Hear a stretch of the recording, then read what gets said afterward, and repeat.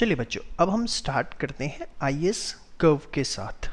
आपने स्टेप 1 देख लिया है, अब हम बात करने जा रहे हैं अपने स्टेप 2 की। ठीक है, step 2 is derivation of IS curve, जिसमें हम पूरा आईएस कर्व अच्छे से समझेंगे। बड़े आराम से रिलैक्स होकर सारी चीज़ें समझिए।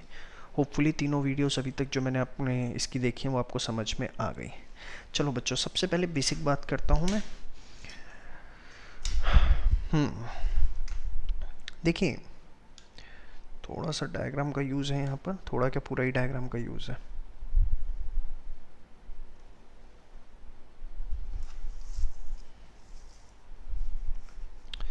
यहाँ पर हम सबसे पहले जो हमने डिटर्मिनेशन वाले चैप्टर में सीखा है उसकी बात करते हैं। बहुत बेसिक बातें यहाँ पर होंगी। देखिए, y(x), यहाँ मैंने लिया रियल जीडीपी और you can say national income, कुछ भी आप बोलिए, ठीक है। यहाँ लिया मैंने डिज़ायर्ड एक्सपेंडिचर और you can say consumption, investment, net exports, government expenditure. सबसे पहले हमने एक 45 डिग्री लाइन ड्रॉ करी, ठीक है, 45 डिग्री। और फिर हमने अपना AE कर्व ड्रॉ किया, aggregate expenditure. This is our aggregate expenditure.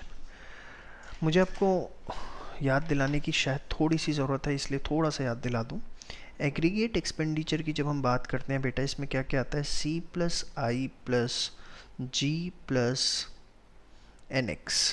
C stands for consumption, I stands for investments, G stands for government expenditure and NX for net exports। ये जो हमारा constant portion आप देख रहे हैं, इसके अंदर क्या क्या है, there is minimum level of consumption, yes or no, plus constant investments इसके अंदर है, जो एक मिनिमम लेवल ऑफ इन्वेस्टमेंट होती है, plus constant government expenditure, plus इसके अंदर हमारा है कांस्टेंट एक्सपोर्ट्स, जो एक मिनिमम एक्सपोर्ट्स होते हैं वो इसके अंदर है।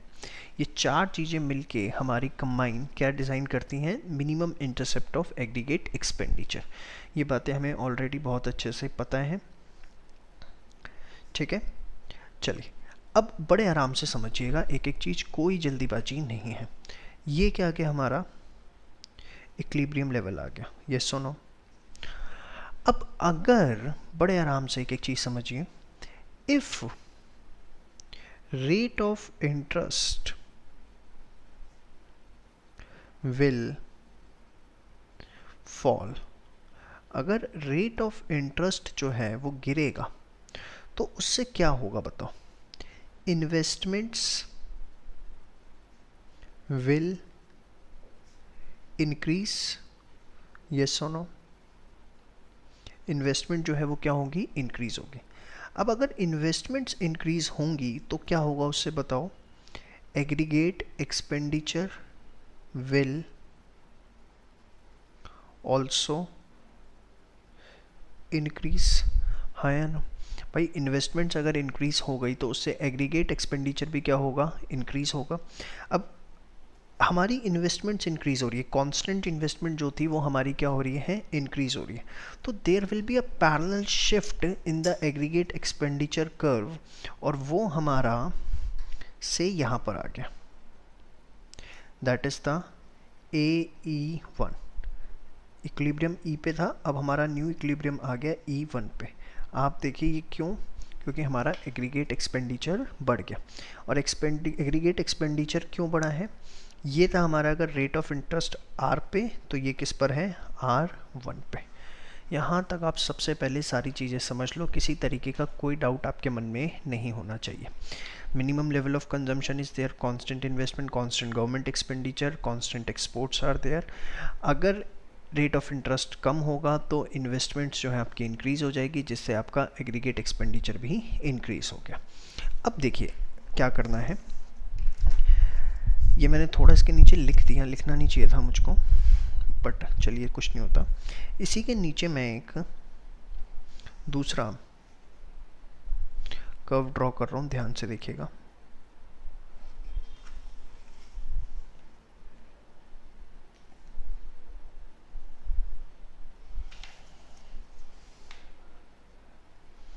y x, बड़े आराम से एक एक चीज़, रियल जीडीपी, ठीक है, और यहाँ मैंने लिया इंटरेस्ट रेट। आप देखिए बड़े रिलैक्स होके,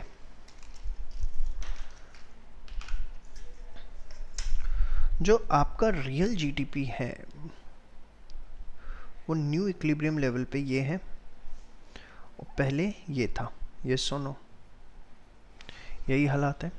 पहले आपका रियल जीडीपी जो था वो y था, अब क्या हो चुका है y1, ठीक है। इसी चीज़ को मैं नीचे एकदम ड्रॉ करता हूँ, देखिए बीच में मैं स्पेस ले रहा हूँ, उसके पीछे कारण है, आप समझ ही पा रहे हैं, मैंने लिखा हुआ है थोड़ा सा, आप थोड़ा साइड में लिखेगा, ठीक है। ये था आर रेट ऑफ इंटरेस्ट पे, सपोज मैंने आर रेट ऑफ इंटरेस्ट ले लिया, ठीक है, आर रेट ऑफ इंटरेस्ट पे ये आपके पास पॉइंट आ गया।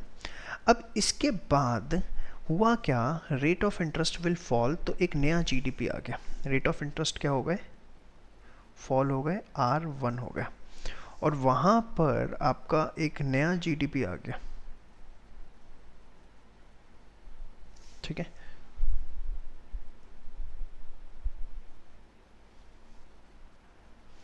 अब इन दो पॉइंट्स को ज्वाइन करके आपने एक लाइन बनाई, एंड ये जो है that is called as your IS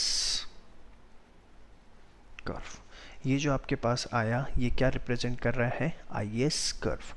IS curve है क्या, अगर आप ध्यान से देखें इसको, अगर हम लिखना चाहें तो it's a relationship between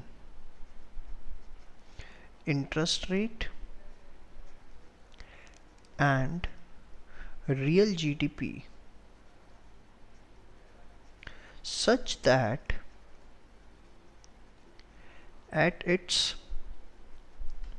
every point, उसके हर पॉइंट पर, at its every point economy is in equilibrium, उसके हर पॉइंट पर इकोनॉमी जो है वो इक्विलिब्रियम में है इन गुड मार्केट। गुड मतलब ये गुड्स वो वाले, इन गुड्स मार्केट, ठीक है। ये आपने जो अभी बात करी है ये सारी की सारी गुड्स मार्केट की बात करी है, जहाँ गुड्स के अंदर डील किया जाता है, ठीक है। तो relationship between interest rate and real GDP such that at its every point economy is in equilibrium in good market, ये क्या दिखाता है आपका IS कर्व। IS कर्व को इसी चक्कर में हम एक नाम देते हैं, that is good market equilibrium schedule. Good market equilibrium schedule भी हम बोलते हैं किसको, IS कर्व को। समझ में आया आपको। अब बड़े रिलैक्स होके, आपको घबराने की ज़रूरत नहीं है, बड़े ध्यान से देखिए। IS कर्व किसके बीच में रिलेशनशिप दिखा रहा है, interest rate and real GDP में, ठीक है। और यहाँ पर ये A ही शिफ्ट हुआ था, किस वजह से शिफ्ट हुआ था, due to fall in interest rate. बस ये थोड़ा सा ध्यान रखना, मैं इसलिए जानबूझ के लिख रहा हूँ क्योंकि नेक्स्ट वीडियो के लिए बहुत ज़्यादा इंपॉर्टेंट है, यही कारण था इसका। ठीक है, चलिए अब आपने पहले आईएएस कर्व बनाना सीख लिया, इसे अब फटाफट एक बार बना के समझिए पूरा। फिर नेक्स्ट वीडियो के अंदर इसके स्लोप और इसके शिफ्ट के ऊपर हम अपना डिस्कशन करते हैं। फटाफट नोट करिए इसको, इस सेट कर दूं मैं, चलिए ठीक है। और उसके बाद ये नीचे, पॉज करके आप इसे नोट कर लो फास्ट।